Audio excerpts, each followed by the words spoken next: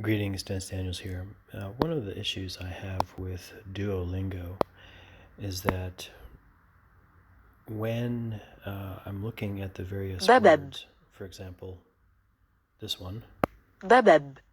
babab, when I click on it, Babab. it doesn't actually tell me if this is a word that means something or if this sound means something. And that really kind of Babab. irritates me because there's Babab. no access to whether or not this word, this sound actually has a meaning.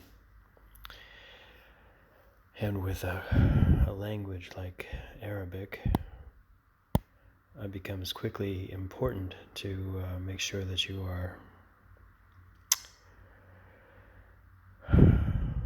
you're learning a new word, and could apply to all languages for that matter. But since Arabic is so syllabic, Babab. it becomes Bab. increasingly important since this is a single syllable, bub. Bab. Does that actually mean something? Bab. And that's what I would like to see in Duolingo, is some way of Bab. Jajaj. finding out whether or not jajaj is actually a word or the name of a character in a bad Star Wars movie. All right, thanks for watching and happy computing.